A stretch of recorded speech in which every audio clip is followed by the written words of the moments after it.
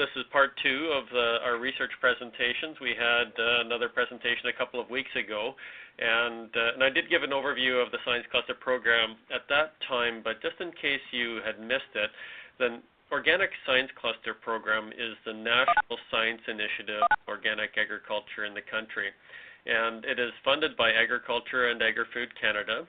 The Science Cluster is part of a larger program where all of the major commodity groups, they all have their own science clusters, and so in the current, we just are wrapping up our last cluster, which is a 5-year program, and I think there was 15 different clusters in that program. The program, the organic cluster itself, was valued at about $10.5 million, and 75% of that funding was coming from the federal government and 25% from industry partners. We would not be able to leverage the government funding without the support of industry partners, and so it's really, really important that we recognize the industry partners and that worked on this project with the researchers. And this included not everyone from farmers up to commodity groups that contribute funding to the organic research. So if we want to have research like this continue, we need to have the industry support to leverage that government money. The Science Cluster program that we're presenting on today is the second Science Cluster that we've had. It ran from 2013 to 2018, and it actually just wrapped up here at the end of March. We have submitted a proposal for another Science Cluster program to Agriculture and Agri-Food Canada, and we're hoping to hear sometime within the next month whether or not that proposal has been accepted. So our next speaker and our last speaker for today in terms of the research portion of the call is Dr. Martin Entz, and he'll be talking about participatory plant breeding. Dr. Entz is a member of the Department of Plant Science at the University of Manitoba, where he's focusing on cropping systems and natural systems research in terms of lots of times in long-term rotation studies. Particularly the Glen Lee long-term rotation, and also his work at the Carman Field Lab. So with that, I'll pass it over to Martin, and you'll have 15 minutes. Okay, thank you very much, Andy. Can you hear me, Andy? All good, yep. Okay, good morning, everyone. Yeah, I really enjoyed what I've been hearing so far today. Great discussion. You probably all have the slide deck up. The first slide highlights the 3 partners in this initiative, and that's Agriculture and Agri-Food Canada, the University of Manitoba, and the Bauta Family Initiative on Canadian Seed Security. And so, as we heard last call, Jennifer Mitchell-Fetch is one of the Ag Canada scientists who's been breeding oats for the organic industry. But this project is a little bit different in that instead of just doing the selection on research stations, we actually get farmers involved in the early generation selection, and that's why it's called farmer participatory crop breeding. And here's all the partners that are involved. You can see the list at the top of the slide. So let's go to the next slide, slide number 2, and I'll say a little bit about my introduction to participatory plant breeding. My first experience was in the Netherlands with Dr. Edith Lamberts van Buren, who is really, in the modern era, a pioneer in this work. She has involved farmers in early generation selection for a long time in various places around the world. And then I had the chance to meet with her and to see her work in the Netherlands. And then I had also the chance to meet Steve Jones and Kevin Murphy, and they have embraced the participatory plant breeding in Washington State. And Kevin is now working on quinoa using a partnership with farmers to develop that crop. So next slide, please. And then, when we dug a little deeper, or when I dug a little deeper, I realized that this is something that is a thing. It's a big thing. And Ceccarelli, you can visit that website and see a bit of his story. He's done a lot of work around the world in the Middle East. This is a picture actually of women in Syria who were farmer participants in barley breeding. And the picture on the bottom left is actually a picture from Washington State where a grandfather and his granddaughter are looking at the line that the granddaughter had selected. And so, I got really excited when I learned about this. And then Ann Kirk showed me this plant breeding manual for farmers from, 1906 or something. So that's a bit of background. So if you go to slide number 4, this is I'm going to explain the process that we've been using. So we've the basics of plant genetics is you have a boy plant and a girl plant, and you create offspring. And so that's something that we did in the controlled conditions. The question there is, what parents do you want to use for that? And we started off our program with crosses made by Stephen Fox in wheat and Jennifer Mitchell Fetch in oats. And then since then, Ann Kirk, who worked with the program for a number of years and really started was instrumental in running this program. We asked farmers, what parents they would like, and so we've made crosses with red Fife and modern varieties. We've made a lot of boutique crosses, and I think this is holds a lot of potential for organic crops in the future. So we would make the crosses, and then on the bottom left you can see this is a farmer from Quebec, about 2 hours north of Ottawa by car, and he's got his lines of oats there. So if you go to the next slide, it gives you some of the numbers. So what we would do is make the crosses, increase the seed. Sometimes the seed is increased in Canada. In the early days, Stephen Fox was increasing the seed in New Zealand. And then each farmer was given about 4,000 seeds per population. This picture on the right is Michelle Cartner visiting a farmer near Quebec. And that farmer has 3 or 4 populations of wheat there, and they're growing it right in their organic field and selecting it under conditions that would apply to their farm. And in our pilot project, which I'll talk about in a moment, we actually provided each farmer with 3 populations. And we've continued to do that, to say, look, if you're going to be involved in this, maybe, look at a couple of different populations. So if you go to slide number 6, the next slide, this is the pilot project, which actually was started by Gary Martins and Iris Vaisman when Iris was working here. And we distributed seed to 11 farmers in 2011. And so we made the crosses in Winnipeg, and or as we're calling it these days, Winnerpeg. This is the location of the farms that it went to, and those farms selected it for 3 years, and then we looked at we evaluated those lines. So if you go to slide 7, this is just a picture of a farmer growing 3 populations on their farm, and right after during the emergence process. Okay, so slide number 8. On the left-hand side, what that depicts is this is a farmer.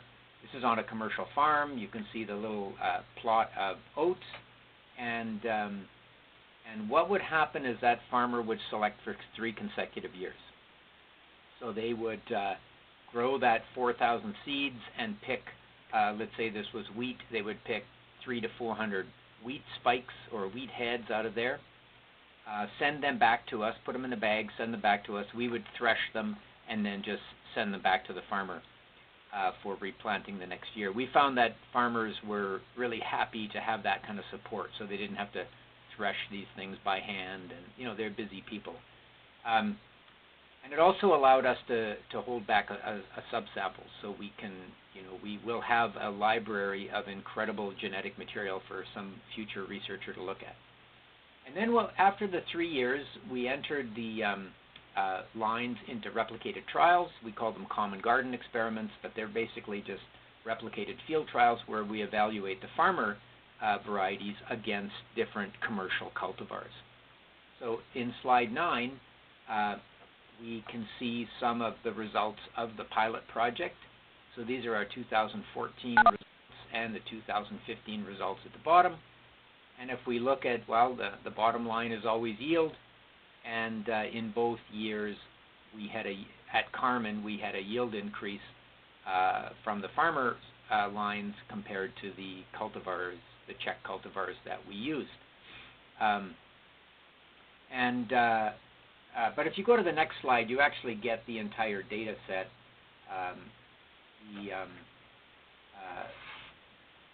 Slide number 10 shows the farmer breeders at the top, and it's the crosses, and then there's another designation, so we designate each farmer. And then you can see the Czech cultivars at the bottom: Cadillac, Glen, AC Brandon, Carberry, Unity, Vesper, and an experimental line, and Cardale. So what we found is that there was a lot of difference among what farmers selected, and there were also, as a group, the farmer selected varieties performed quite well and a little bit higher than the Czechs. Now, the arrows that are in there, they actually depict crosses that were selected by 2 different farmers, because what I haven't told you yet is that we were very sneaky. We gave some of the same populations to different farmers. And so let's say if we look at the yellow arrows, if you go to the next slide, it shows how those 2 farmers selected different phenotypes from that exact same cross. So BJ25 was a population, and it was selected by 2 different farmers. And look at the difference in these plants after 3 years of selection. First of all, the height was very different. Well, different enough, 4 centimeter difference. And one farmer selected for awns, and the other selected for awnless. And this, I wanted to share this with you because it demonstrates the power of selection. Let's have another example. Go to the next slide, slide 12, and here we can see that the farmers in BJ08, 08A, that population, 2 different farmers selected for a 5-day difference in days to maturity. Now, I have the map of the agricultural zone of Manitoba there, and in the banana belt, it's very warm. We have our own little corn belt here in Manitoba, but if you get up to the west and north of the area, the growing conditions are growing season's much shorter.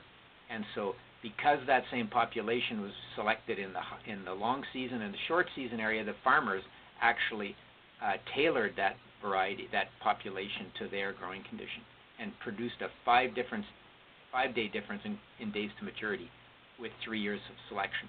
Again, shows the power of selection and the power of farmer selection.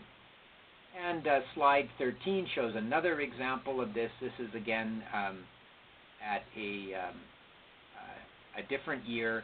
You've got BJ25 again showing that height difference.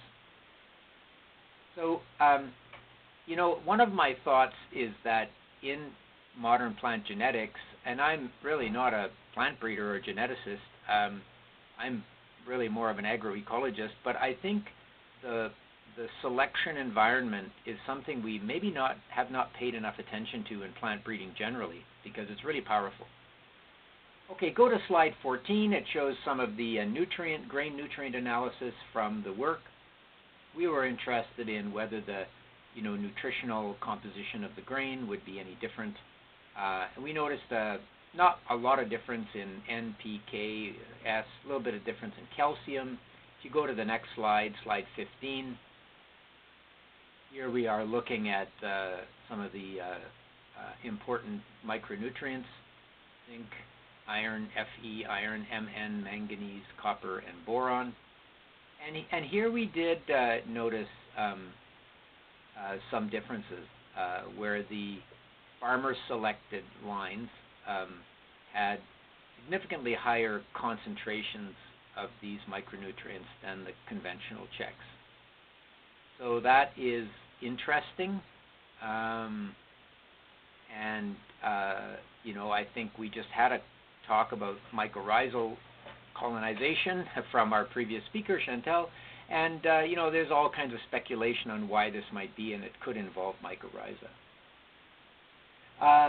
Okay, now slide 16. This slide shows the stability analysis, and this is something that Michelle Karkner has been working on in our data sets. And how to interpret this figure? Well, the lines that are to the right of the vertical dark line, the red dots that are to the right of the vertical black line, are higher yielding than the average. And if they're below the horizontal dark line, that means that they're stable across a lot of different environments. The closer they are to that line, the more stable. And so, one thing that's interesting is if we look then at the quadrat, which is in the bottom right, there's 4 farmer-selected lines in there that are high-yielding and stable across good versus bad environments. And this is, we could talk for a long time about this line, this data set. We could look at Vesper, which is a commercial cultivar, and it yielded very high and had reasonably good stability. So there are lines that have performed well. There's Red Fife showing up again, performing very well.